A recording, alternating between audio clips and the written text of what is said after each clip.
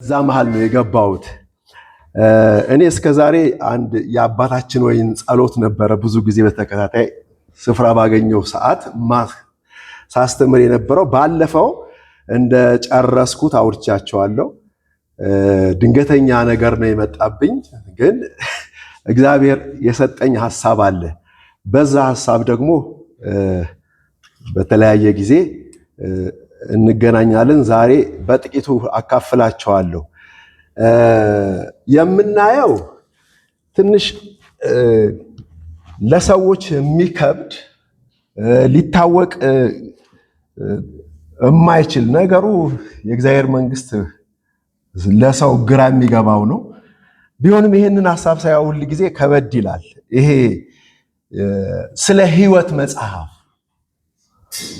ሕይወት መጽሐፍ በተመለከተ ነው አብረን የምናየውና የበጉ የሕይወት መጽሐፍ የሚል ነው ሐሳቡ።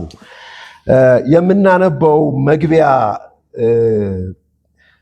የመጽሐፍ ቅዱስ ክፍል ራእይ ምዕራፍ 20 ቁጥር 12 ላይ ነው።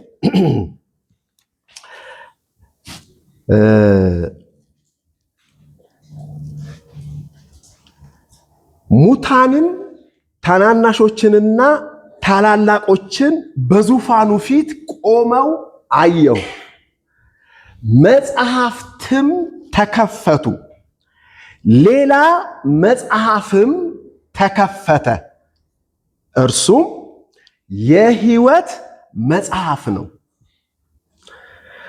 ሙታንም በመጻሕፍት ተጽፎ እንደነበረ እንደ ስራቸው መጠን ተከፈሉ ይላል። እንግዲህ እዚህ ጋር በአንድ ቁጥር ውስጥ 3 ጊዜ ስለ መጽሐፍ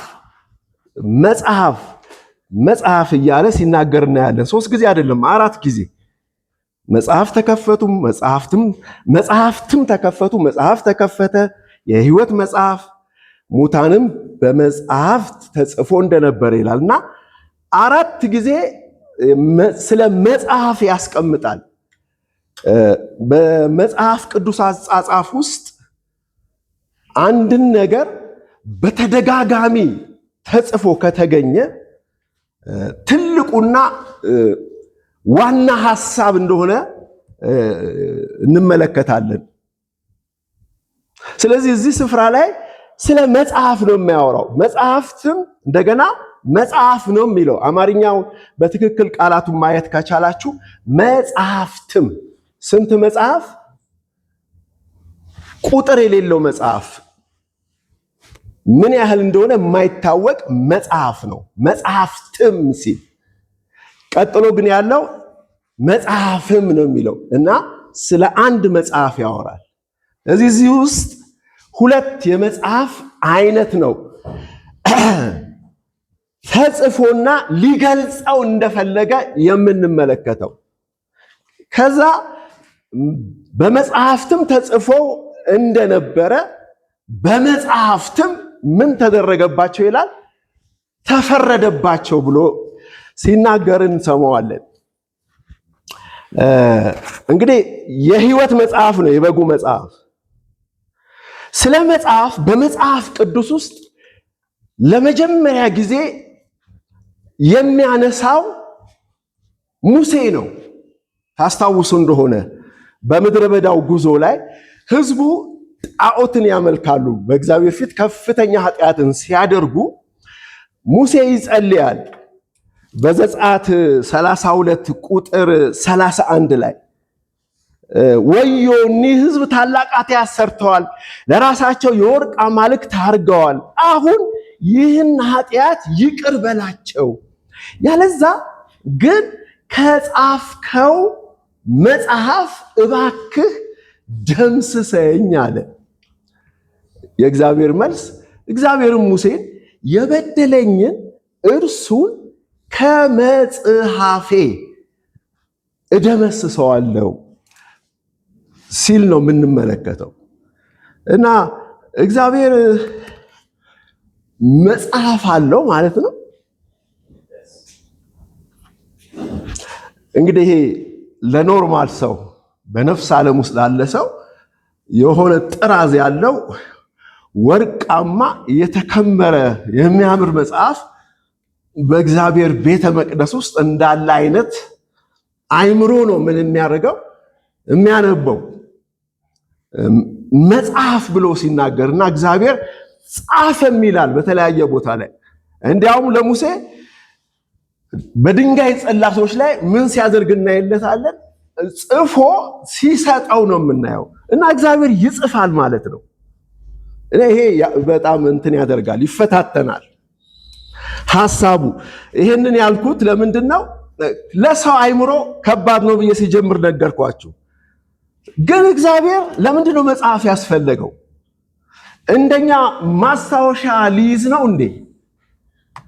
ምክንያቱም ሰው የህይወት ታሪኩን ነው ይሄ ያለፈ ታሪኩን ምን ያደርጋል? ዳይሪ ይሉታል፣ ይጽፋል። እሱን አጠራቅሞ እንደ አንድ መጽሐፍ ያወጡታል።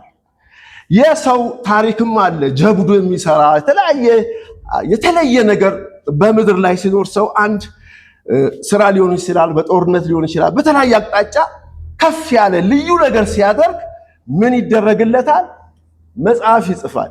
ሰው ስለ ራሱ ህይወትም መጽሐፍ ይጽፋል።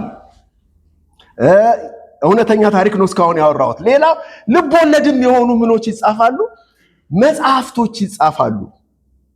ይሄ በምንኖርበት ዓለም ለሰው ልጅ ማስታወሻ እንዲሆን፣ ማስገንዘቢያ እንዲሆን፣ አንብቦ ያለፈውን ምን እንዲል እንዲያስታውስ፣ ወደፊት ያለውንም ደግሞ እንዲያይ ራእይ የተባለ ብዙ የመጽሐፍት አይነት ምን ይደረጋል? ይጻፋል።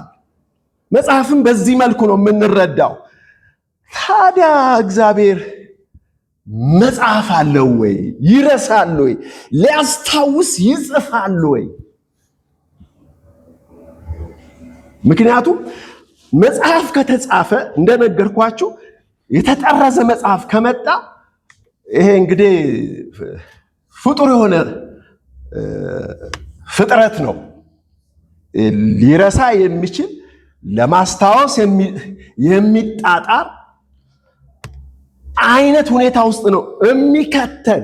መጽሐፍ ብለን ወረቀት ካሰብን፣ መጽሐፍ ብለን የተጠረዘ ነገር አለ ብለን በሰማያዊ ነገር ቦታ ላይ ካሰብን፣ ነገር ግን ያው እዚህ መጽሐፍ ማለትም ይሄ መጽሐፍ ቅዱስንም ራሱ ስናነበበው በአብዛኛው እንድናዘነብል የሚያደርገው እሱ ነው። ለምሳሌ አሁን ስለ ሙሴ ባነበብኩት ቦታ ላይ በቃ ከጻፍከው ከመጽሐፍ ስሜን ምን አድርገዋል? ደምስሰው ሲል የሙሴ ሲል ሙሴ ማን ነው አባቱ ስም ብሎ ጽፏል ማለት ነው። እና አሁን በላጲስ ሊያጠፋው ነው። ያሳስባል። ካልወጣን ክደን ካልወጣን፣ ይሄ ፊደሉን ክደን ካልወጣን፣ ይሄ በውጫዊ አመለካከት ሰማያዊን ነገር ለማየት፣ ለማስተዋል፣ ለመረዳት ከፈለግን እንወርዳለን። የእግዚአብሔርን ሐሳብ ልናይ አንችልም። ስንክደው ነው የእግዚአብሔር እውነተኛውን መጽሐፍም ልንደርስበት የምንችለው። በእርግጥ መጽሐፉን ባነበብን መጠን በነገራችሁ ላይ ምን ያደርገናል? ያው እያሳሳተን ይሄዳል። እኛ እዚህ ጋር መጀገን መጠንከር ነው ያለብን። ሊለ የፈለገው ምንድን ነው ብለን ማሰብ አለብን። በእርግጥ እንደዚህ አይነት ሐሳብ ለማሰብ ከሰው መውጣት ያስፈልጋል። ከስብዕና ከተፈጥሮ አይምሮ መለየትም ግድ ነው። የህይወት መጽሐፍ ግን ለምን እግዚአብሔር የህይወት መጽሐፍ ብሎ ለምን ታዲያ በምድራዊው ሰው በሚያውቀው ነገር ለምን ተናገረ ብለን ስናይ ይሄ የእግዚአብሔር ለሰው ሐሳቡን የሚያስረዳበት መንገድ ነው። ለምሳሌ ዕብራውያን ምዕራፍ 9 ቁጥር 9 እና 10 ላይ የተጻፈውን ላንብብላችሁ። ይህም ለአሁኑ ጊዜ ምሳሌ ነው። እንደዚህም መባና መስዋዕት ይቀርባሉ። እነዚህ እስከ መታደስ ዘመን ድረስ የተደረጉ ስለ ምግብ፣ ስለ መጠጥ፣ ስለ ልዩ ልዩ መታጠብ የሚሆኑ የሥጋ ስርዓቶች ብቻ ናቸውና የሚያመልከውን ፍጹም ሊያደርጉት አይችሉም ይላል። ምንድነው ሊል የፈለገው? ሐሳቡ ትንሽ ያዝ ያለ ነው። እዛ በሙሴ መቅደስ ስርዓት ውስጥ ሰማያዊ ነገሮች በሚታይ በሚጨበጥ ዕቃዎች ጥቅም ላይ ሲውሉ ነው የምናየው። መቅደሱም የሚጨበጥ ነው፣ ድንኳን ነው። በውስጡ የሚካሄደውም ስርዓቱም ሁሉም ነገር ለሰው አይን የሚታይ ቅርብ ሆነው የሚታዩት እና እነዚህ ነገሮች ሊመጣ ላለው ነገር ምንድናቸው ይላል? ምሳሌዎች ናቸው ብሎ ያስቀምጠዋል። እስከ ተሐድሶ ይላል፣ እስከ መታደስ ዘመን ድረስ የተደረጉ ናቸው። ተሐድሶ ሲመጣ ግን እነዚህ ነገሮች ምን ይሆናሉ? ይሻራሉ። አመልካች ናቸው፣ ምልክት ናቸው። እንደዚህ ነው የሚያሳዩት። ቀስቱ ወይም ደግሞ ሊል የፈለገውን ነገር ሰው ካገኘ በኋላ እነዚህ ነገሮች ምንድናቸው? ፈራሽ ናቸው በሰው አይምሮ። ሰውም ሊያደርጋቸው አይገባም። ስለዚህም ነው መጽሐፍ ብሎ እግዚአብሔር ሲናገር ሰማያዊውና መንፈሳዊውን ነገር በሚጨበጥ በሚዳሰስ መልኩ መግለጹ ነው።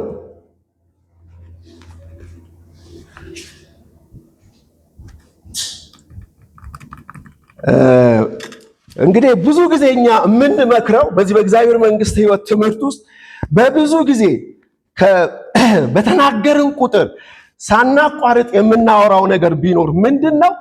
እዚህ በመጽሐፍ ላይ በፊደል የተጻፈው ነገር የእግዚአብሔርን እውነታ ሰውን ሊያስጨብጥ አይችልም።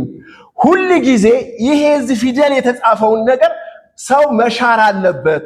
ከፊደሉ በስተጀርባ ያለው መንፈሳዊን ነገር በእግዚአብሔር መንፈስ በጸሎትም ቢሆን መርምሮ ወይም ጠብቆ እግዚአብሔር ሊገልጥለት ይገባል የሚል ሐሳብ አለ እና እስካሁን እያወራ ያለሁት እኔ እሱን ነው። ስለ መጽሐፍ ግን ሳወራ ሁል ጊዜ የህይወት መጽሐፍ ተብሎ ሲጻፍ እዚህ በእጃችን ላይ የሚገኝ መጽሐፍ ቅዱስ አለ። በሶፍትዌርም በየሞባይላችንና ኮምፒውተራችን ላይ ተቀምጧል። መጽሐፍ ሲል የህይወት መጽሐፍ ሲል እሱን ነው። አንድ ቦታ ላይ ግን ስለ ሁለት መጽሐፍ የሚያወራ ቦታ አለ። ራዕይ ምዕራፍ 22 ቁጥር 19 ላይ እነዚህ ማስታወሻዬ በትክክል ስለማይገልጽ ላንብብላችሁ ከመጽሐፍ ቅዱስ 22 12 ኖ አይደለም 19 ማለት ነው፣ ይቅርታ 18ም ማንበብ እንችላለን። በዚህ መጽሐፍ የተጻፈውን የትንቢት ቃል የሚሰማው ሁሉ እመሰክራለሁ። ማንም በዚህ ላይ አንዳች ቢጨምር እግዚአብሔር በዚህ መጽሐፍ የተጻፉትን መቅሰፍቶች ይጨምርበታል። ማንም በዚህ በትንቢት መጽሐፍ ከተጻፉት ቃሎች አንዳች ቢያጎድል በዚህ መጽሐፍ ከተጻፉት ከሕይወት ዛፍ ከቅድስቲቱ ከተማ እግዚአብሔር ዕድሉን ያጎልበታል ይላል። እንግዲህ በመጽሐፍ ውስጥ መጽሐፍ ተጽፎ እዚህ ውስጥ እናያለን። በመጽሐፍ ውስጥ መጽሐፍ አለ። በየትኛው መጽሐፍ ይኸውላችሁ ምን ይላል? በዚህ ሲል በምናነበው ማለት ነው። ቀጥታ በዚህ መጽሐፍ ይሄ ዮሐንስ የትንቢት ቃል ተነግሮታል፣ ጻፍ ተብሏል። ይሄው ለኛ ምን አድርጓል? አድርሶልናል። እዚህ መጽሐፍ ላይ ነው የሚለው እና የሚታየው መጽሐፍ ነው ማለት ነው። እዚህ የተጻፈ ነገር አለ። በእርግጥ የተጻፈውን ይሄ መጽሐፍም ቢል መጽሐፉ የተጻፈበት አጻጻፍ አፖካሊፕስ ይሉታል በግሪክ። ወደኛ ስንተረጉመው ምሳሌያዊ፣ ድራማዊ፣ ቲያትራዊ፣ ስዕላዊ በተረት መልክ የተጻፈ መጽሐፍ ነው። እንደዚህ የተጻፈው ለምንድን ነው? መንፈሳዊውን ዓለም ወደ ምድር ምን ለማድረግ? በምሳሌ ለመግለጽ በዚህም የተጻፈ ነው።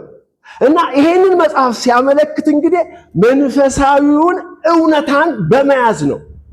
ሰው ይሄንን መጽሐፍ ሲያነብ ለህይወት ተጽፎለታል። ከተጻፈለት ከዚህ መጽሐፍ በህይወቱ ምን ቢል ነው የሚለው? ቢያጎድል ነው። ከቅድስቱ ከተማ እድል ይጎልበታል ይላል። እንደገና ሌላኛው ደስ ይለኛል። በዚህ ውስጥ ከተጻፈው መቅሰፍት ይጨመርበታል ብሎ ይናገራል። እንግዲህ የምናስተውል ይሄ ሐሳብ ግልጽ ነው። ግን የህይወት መጽሐፍ ሲል የሰዎች የህይወት ኑሮ ምን ያለ ነው የተጻፈበት ማለቱ ነው። የህይወት መጽሐፍ ሲል በተለይ እንደ ርዕሴ የበጉ የህይወት መጽሐፍ ሲል የበጉን ታሪክ ነው። የበጉን የህይወቱን አኗኗር ኑሮውን ህይወቱን የሚገልጽ ታሪክ እንደሆነ ነው የምናየው። መጀመሪያ ስለ መጽሐፍ እንዳወራሁት ሊትራሊ በሆነ በውጫዊ መልክ ስንመለከተው መጽሐፍን እንዳየነው መጽሐፍ ለምን ይጻፋል? የሰው ታሪክ ነው። የወደፊትም የወደኋላም የአሁንም የሚጻፍ ነው ብለኝ ብያቸዋለሁ። ልክ እንደዚሁ የክርስቶስን ህይወት የሚመለከት ታሪክ ነው ማለት ነው። የህይወት መጽሐፍ የበጉ መጽሐፍ እዚህ ጋር በእርግጥ የአንድ ግለሰብ ወይ ደግሞ የክርስቶስ በግለሰብ ደረጃ ያለው ክርስቶስን የሚመለከት ብቻ አይደለም። እንደዛ ዛሬ ስለማናየው ስለማናቀው የበጉ መጽሐፍ ካለ ክርስቶስ በግ ከሆነ በኋላ ምን ሆኗል? ወደ መታረድ ሄዷልና ሲታረድ ከግለሰብነት ምን ሆኗል? ወጥቷል። አሁን የልጆች መጽሐፍ እንደሆነ ነው የምንረዳው ማለት ነው። ይሄ የበጉ የህይወት መጽሐፍ ማለት የእግዚአብሔር ሕዝብ የህይወት ታሪክ ነው ማለት ነው። ወደዛ ነው የሚከተል፣ ወደዛ ነው እንድንሄድ የሚያደርገን። በተጨማሪ ደግሞ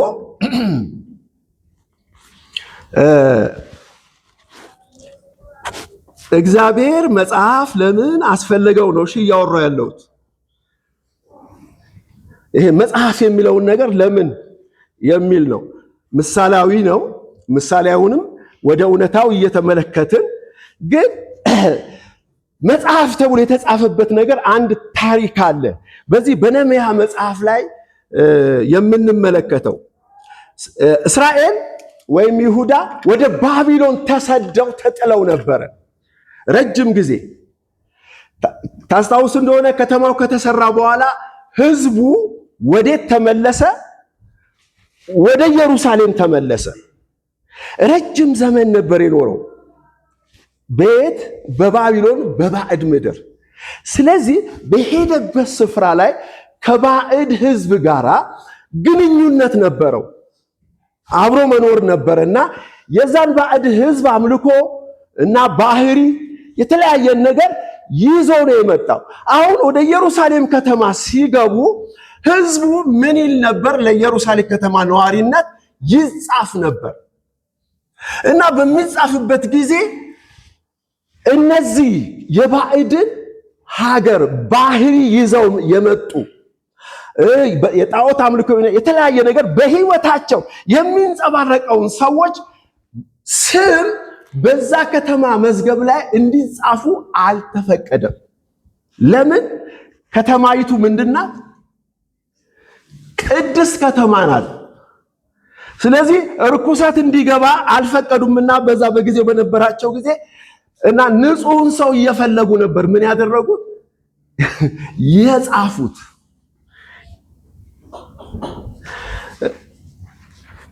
እንግዲህ ይህንን ነገር ወደ ዛሬ እኛ ወዳለንበት ነገር ስንመለከተው የሚያስደንቅ ምሳሌ እንደሆነ እናያለን። ጳውሎስ ለፊልጵስ ሰዎች በጻፈው መጽሐፍ ላይ ስለ ሴቶች ያወራል። ሴቶች እነዚህ ሴቶች ይላል ስሞቻቸው በሕይወት መጽሐፍ ውስጥ የተጻፉትን ብሎ ይናገራል። ሌላ ቦታ ላይ ደግሞ ለሆነ ሰው በሕይወት መጽሐፍ እንደተጻፈ ይናገራል። ምን ማለት ነው? በእግዚአብሔር መንግስት አብሮ አለ ለማለት ነው። ይሄውም በኢየሩሳሌም ከተማ ያለ ሰው ነው ማለት ነው።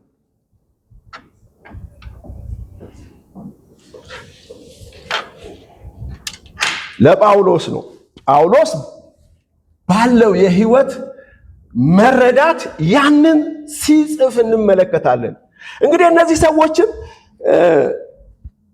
ከባቢሎን ከተመለሱ በኋላ በተቋቋመው የይሁዳ መንግስት ውስጥ ዜግነትን ለማግኘት ብቁ ሆነው የተገኙትን ሰዎች ስም ዝርዝር እንደተጻፈ እናያለን። ታዲያ እግዚአብሔር ደግሞ በሰማይ ስፍራ የሰዎች ስም ዝርዝር ጽፎ ከዚህ ልክ እንዳሁን እንዳልኩት ማለት ነው ስማቸውን እየጻፈ ነው ወይ? ታስታውሳላችሁ አይደል? ሁላችንም ምናልባት አብዛኞቻችን ጌታን በምንቀበልበት ጊዜ የተባልነው ነገር አለ። እንደቆምን ስሜን በሕይወት መጽሐፍ ጻፈው። ከዛ ሌላም አለ። ያ ሰውዬ ከዛ በኋላ በሕይወት መጽሐፍ ስም ምን ተብሏል ይባላል? ተጽፏል ተብሎ የምስራች ይነገራል። ተደስቶ ምን ይላል? ይወጣል። ይሄ አይምሮ አለ በሃይማኖት አስተሳሰብ ውስጥ እስካሁን የሚጋፋ፣ የሚጣላ፣ የሚከራከር እንደገና መጽሐፉን በብዙ መልኩ ይሄንን እያወራን ነው። ግን የራእይ ምዕራፍ ቁጥር 13 ላይ ግን የሚለውን አሁንም ከዚህ ጋር ተመሳሳይ ነገር ላንብብላችሁ። አንድም አውሬ ከባህር ሲወጣ አየሁ። 10 ቀንዶችና 7 ራሶችና 7 ራሶች ነበሩት። 10 ቀንዶችና 7 ራሶች ነበሩት። በቀንዶቹም ላይ 10 ዘውዶች፣ በራሶቹም ላይ የስድብ ስም ነበረ ይላል።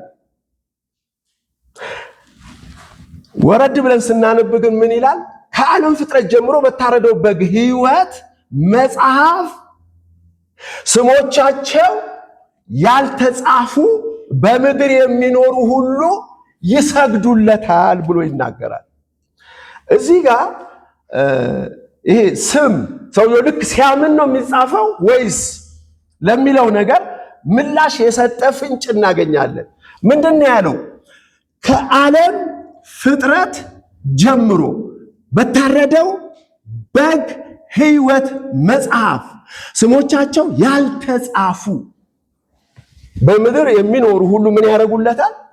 ይሰግዱለታል ነው። ያልተጻፉ የተጻፉትስ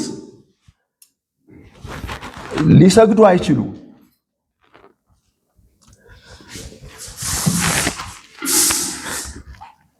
ስለዚህ ይህንን መጽሐፍ አሁንም በደንብ እንመልከተው። ክርስቶስ ኢየሱስን በተመለከተ ክርስቶስ ኢየሱስ የሕይወት መጽሐፍ ነው። ዋናው ቁም ነገር እሱ ነው። እንዴት የሕይወት መጽሐፍ ሲል ታስታውሳላችሁ? ሙሴ ምንድን ያለው ለእግዚአብሔር? ከጻፍከው ከሕይወት መጽሐፍ ደምሰኝ ሲለው እሱም እግዚአብሔር ሲመልስ ከመጽሐፌ ነው ያለው። ስለዚህ የእግዚአብሔር መጽሐፍ እግዚአብሔር የጻፈው መጽሐፍ ምንድን ነው እያልን ነው እስካሁን። እሱ ዮሐንስ ወንጌል ምዕራፍ 1 ላይ እግዚአብሔር ሙሉን ላምብቦ ይቅርታ በቃሌ በመጀመሪያ ቃል ነበረ፣ ቃልም በእግዚአብሔር ዘንድ ነበረ፣ ቃልም እግዚአብሔር ነበረ። ይህ በእግዚአብሔር ዘንድ ነበረ፣ በእርሱ በምኑ በቃሉ ውስጥ ሕይወት ነበረች፣ ሕይወትም የሰው ጨለማን የምታስወግድ ብርሃን ነበረች። ብርሃንም በጨለማ ይበራል፣ ጨለማ ምን አላረገውም? አላሸነፈውም ይላል። ለሰው ሁሉ የሚያበራ እውነተኛው ብርሃን ወደ ዓለም ይመጣ ነበር። በዓለም ነበረ፣ ዓለሙም በእርሱ ሆነ፣ ዓለምም አላወቀውም። ይበልጥ እንዲያውቀው ቃል ምን ሆነ? ሥጋ ሆነ፣ ጸጋና እውነትን ተሞልቶ በእኛ አደረ። አንድ ልጁን ከአባቱ ዘንድ እንዳለው ክብሩን የሆነውን ክብር አየን ይላል። እግዚአብሔር እዚህ ጋር የደረሰውን መጽሐፍ ወደ ሰው ልጆች ሲያወርደው ነው የምንመለከተው። በተለይ ቁጥር 14 ላይ ይህ በእግዚአብሔር ዘንድ የነበረ ምን ቃል ሎጎስ የግሪኩ በደንብ ነው የሚገልጸው። አማርኛችን ብዙ ባይገልጸው ሎጎስ ሲል ጥቅልል ሐሳብ፣ አንድ ፊደል አንድ አረፍተ ነገር አይደለም፣ ግን ጥቅል ሐሳብ ወይም ደግሞ የእግዚአብሔር ፐርሰናሊቲ ባህሪውን ጠቅልሎ የያዘ ሐሳብ። ስለዚህ እሱ እግዚአብሔር ነው። በመጀመሪያው እሱ ዘንድ ነበረ፣ እሱም ደግሞ ማን ነበር አለ መልሶ እግዚአብሔር ነበር። ሰዎች በዚህ ይጣላሉ። ቃልንና እግዚአብሔርን መለያየት እና ወርዶ ደግሞ ኢየሱስ ከሱ ጋር የነበረ እንጂ እግዚአብሔር አይደለም። ብዙ ንትርኮች አሉ። ግን በዚህ ሐሳብ ውስጥ ስናየው ሰው የጻፈው መጽሐፍ አንድ ደራሲ መጽሐፉ ውስጥ ያሉት ሐሳቦች የማን ናቸው? የሰውየው ናቸው አይደለ? ሰውየው ከልቡ ከራሱ ከነፍሱም ይሁን ከመንፈሱ ብቻ ምን አድርጎታል? አፍልቆ ሐሳቡን ገልጾታል። የእሱን ፐርሰናሊቲ እዚህ መጽሐፍ ላይ ምን እናደርገዋለን? እናገኘዋለን። በጽሁፍ ሐሳቡን እናየዋለን። ይልቁንም መጽሐፉን አይተን ብዙ ጊዜ አስደናቂ መጽሐፎች ሰዎች ካነበቡ ጸሐፊውን የማያውቁት ከሆነ ሁል ጊዜ በጻፈው መጽሐፍ ስዕል ሰውየውን ምን ያደርጉታል? በምናባቸው ይስሉታል። እግዚአብሔር መጽሐፍ ጽፏል። የጻፈው መጽሐፍ ኢየሱስ ክርስቶስን ነው። ስለዚህ ይሄ ክርስቶስ ቃል የእግዚአብሔርን ድርሰት የእግዚአብሔር የዘላለምን ሐሳብ ታጭቆ ወደ ምድር መጣ። በዚህ ምድር ላይ ይሄን የእግዚአብሔርን ሐሳብ የእግዚአብሔርን መጽሐፍ ምን ያደርግ ነበረ? ይኖር ነበር። ለዚህ ማስረጃ ብዙ መጽሐፍ አለ። ብዙ ጥቅሶችን መጥቀስ እንችላለን። የታወቁ ጥቅሶች አሉ። ዕብራውያን ምዕራፍ 10 ላይ ስለ እኔ በመጽሐፍ ራስ ተጽፏል ይላል። የተወሰደው ከየት ነው? ከመዝሙር 40 ላይ ነው። ስለዚህ ይህ ወደ ዓለም የመጣው ብርሃን ስለሱ በተጻፈ ጽሑፍ ቃል ሆኖ በዚህ ምድር ላይ ምን አለ? ተመላለሰ።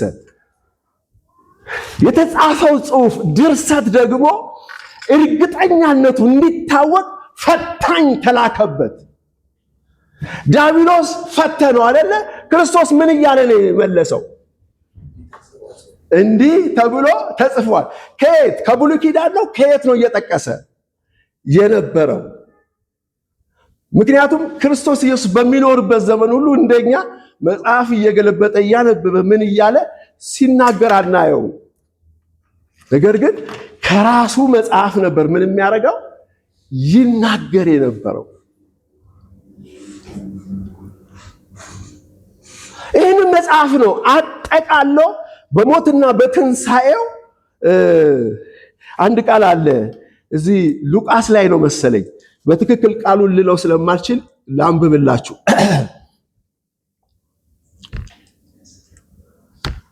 ከፀሐይ መውጫ ጀምሮ እስከ መጥለቂያው ምን አላቸው ይላል? ሰጣቸው የሚል ቃል።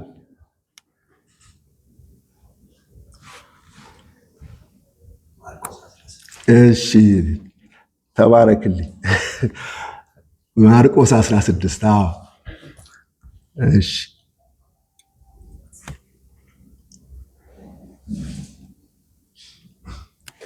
16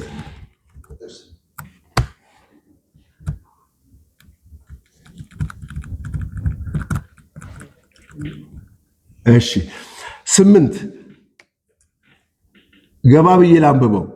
ከዚህ በኋላ ኢየሱስ ራሱ ለዘላለም ድህነት የሆነውን የማይለወጠውን ቅዱስ ወንጌል ከፀሐይ መውጫ እስከ መጥለቂያው ድረስ በእጃቸው አሳልፎ ምን አደረጋቸው? እንደሰጣቸው ነው የሚናገረው። በእጃቸው ምን አለው ነው የሚለው? ላከ ነው የሚለው። እንግዲህ እጅ መንፈስ ከሆነ ወደ መንፈሳቸው ነው ምን የሆነው? የተለቀቀው። ከፀሐይ መውጫ ማለት ከመጀመሪያው እስከ መጨረሻው ድረስ የእግዚአብሔር የዘላለም ምን ሐሳብ ራሱ ክርስቶስ ምን ሆነ? በእነሱ መንፈስ ውስጥ እንደተሰጠ ነው የምንመለከተው።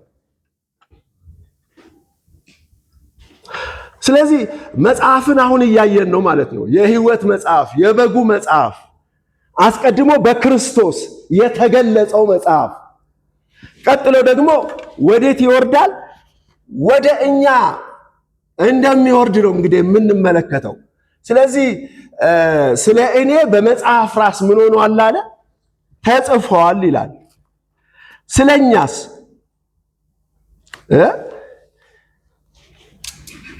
ስለኛስ እንግዲህ ሰው እግዚአብሔር ሲፈጥረው በምኑ ነው ይላል መጽሐፍ?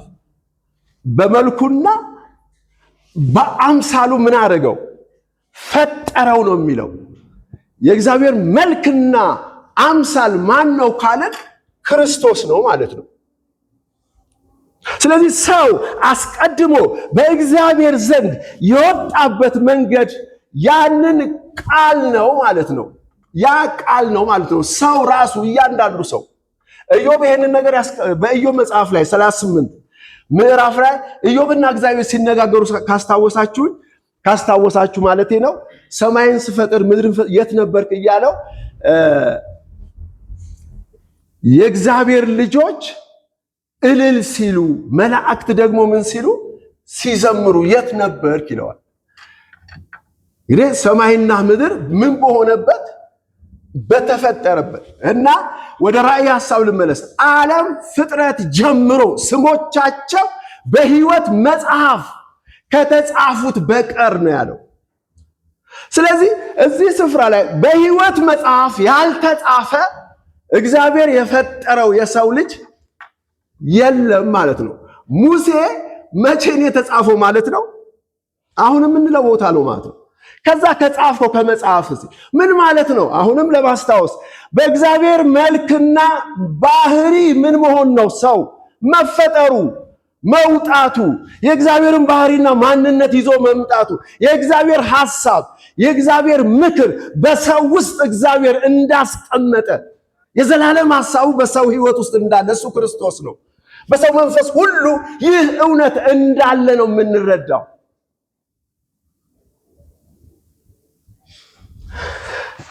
ስለዚህ መጽሐፍትም ምን ሆኑ? ሌላም መጽሐፍ ምን ሆነ? ስለዚህ ይሄ በዚህኛው መጽሐፍ ያልተጻፈ ሌላ አይነት ጽሑፍ ካለ ምን ያደርገው ነበር ማለት ነው? ይሽረው ነበር። ይህንን እንግዲህ ወደፊት ነው በስፋት የምናየው፣ እዚህ ውስጥ አሁን ባልገባም። ስለዚህ አንድ ሐሳብ ልናገርና ልጨርስ ለዛሬ። ይሄ ሕግ አሁንም ደግሞ እየታደሰ ነው። በሰው ሕይወት ውስጥ እንዴት? በዕብራውያን ላይ የተጻፈ አንድ ጥቅስ አለ። ዕብራውያን 8 ላይ ዕብራውያን 8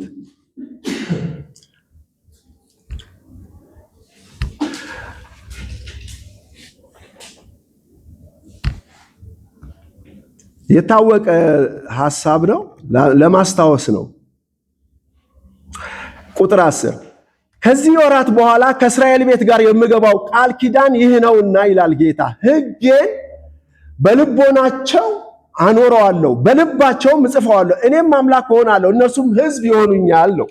እንግዲህ አስቀድሞ የነበረው የእስራኤል ሕዝብ ሕጉ የተጻፈለት አስቀድሜ ያስታወስኳችሁ ቦታ አለ። እግዚአብሔር የድንጋይ ጽላት ይዘና ይለዋል። አንደኛው ከተሰበረ በኋላ ይዞ ባመጣው ነገር ላይ ግን እግዚአብሔር ምን ሲያደርግ እናያለን? ሕጉ በድንጋይ ላይ ሲጽፍ እናያለን። ስለዚህ በዚህ በድንጋይ ላይ የተጻፈው የእግዚአብሔርን ሕግ ሕዝቡ ሊታዘዘው ሊኖርበት አልቻለም። ለምን? ከማንነቱ ከሕይወቱ የተነሳ ለዚህ የታደለ ስብዕና አልነበራቸውምና። ነገር ግን ምን ይላል? ከዚህ ወራት በኋላ ይላል ከእስራኤል ቤት ጋር የምገባው ኪዳን አለ፣ ሕጌን አለ ምን አረገዋለሁ? በልቦናቸው ጽፈዋለሁ። ይሄንን ነው ማነው በሁለተኛ ቆሮንቶስ ምዕራፍ 3 ላይ ጳውሎስ የሚነግረን ቁጥር 3 ላይ እናንተም በሕያው እግዚአብሔር መንፈስ እንጂ በቀለም አይደለም ሥጋ በሆነ ልብ ጽላት እንጂ በድንጋይ ጽላት ያልተጻፈ በእኛም የተገለገለ የክርስቶስ መልእክት እንደሆናችሁ የተገለጠ ነው ብሎ ይናገራል። ይህ እንግዲህ እስከ ተሐድሶ ዘመን ድረስ የነበረው ሕዝብ በድንጋይ ጽላት ላይ የተጻፈውን ቃል ለመታዘዝ ቸገረው፣ አልቻለም። ነገር ግን ከተሐድሶ ዘመን በኋላ ግን አሁን ጳውሎስ እየነገረን ባለው ሁኔታ በልብ ጽላት ላይ ቃሉ ምን እየሆነ ነው? ሕጉ እየተጻፈ ነው፣ እየተጻፈ ነው። በጣም የሚገርመው ነገር ሲጻፍ የቀደመውን የአሮጌውን ሕግ ምን እያደረገ ነው? እየሻረው ነው። የነበረውን የቀደመውን ሕግ፣ ትምህርት፣ ሐሳብ፣ አምልኮ በሉት፣ ስርዓት በሉት እሱን እየሻረ አዲሱን ሰማያዊውን ሕግ የሕይወትን ሕግ ምን እያደረገ ነው? እግዚአብሔር ዛሬ በልባችን እየጻፈ ነው። እንግዲህ እዛ ራእይ መጽሐፍ መጀመሪያ ሲጀምር ያነበብኩት ነገር ሁሉም ሰው ሲያነበው መጽሐፉን ወደፊት ነው የሚያስበው። አንድ ቀን ከላይ ነጭ ዙፋን ተዘርግቷል። በዙፋኑ ፊት ነው መጽሐፍቶች ምን ይሆኑት የተከፈቱት። አንድ የሆነ ድራማ ነው፣ በጣም የሚታይ የሆነ አይነት ድርጊት ነውና ወደፊት በሆነ ቦታ ላይ ሰማይ ይሁን ምን የማይታወቅ ቦታ ላይ ብቻ በሰው አይምሮ ይህ ነገር ተዘርግቶ እንደሚከናወን ነው ሰው ሁሉ ሲያነበው የምናየው። ግን አለመሆኑን እዚህ ጋር አሁን ሳነብስ እየሰማን ነው። ሌላ መጽሐፍም ነው የሚለው። ያ መጽሐፍ አስቀድሞ የነበረውን መጽሐፍ ላይ ምን ሲያደርግ ነው የምናየው? ሲፈርድ ነው የምናየው። እንደ ስራቸው መጠን ምን ሆነ? ተከፈላቸው ነው የሚለው። እንግዲህ እግዚአብሔር ሁሉም በሕይወት መጽሐፍ ምን ያደርጋል? ይጠቀልላል። የእግዚአብሔር ስም የተባረከ ይሁን። እዚህ ድረስ ይበቃኛል። ተባረኩ። እንጸልያለን። አባት ሆይ ክብር ምስጋና ላንተ ይሁን። በዚህ ስለነበረን ታላቅ ጊዜ ተባረክ። ስለሰማነው እውነት ሁሉ ስምህ ብሩክ ይሁን። ይህ መጽሐፍ፣ ይህ የበጉ መጽሐፍ፣ ይህ የሕይወት መጽሐፍ ሆኖ መገኘትን እንደ መጽሐፉ የሕይወት ማንነት መገለጥን ለዚህ ለሚታየው ፍጥረተ ዓለም መነበብ እንሆን ዘንድ ስላዘጋጀው ታላቅ ትዕይንት፣ አደራረግ፣ ስርዓት ክብር ላንተ ይሁን። በዚህም ሆኖ መገኘትን በእያንዳንዳችን ሕይወት እንዲሆን፣ እንዲፈጸም፣ እንዲደረግ እንጸልያለን። ይህ በሕይወት መጽሐፍ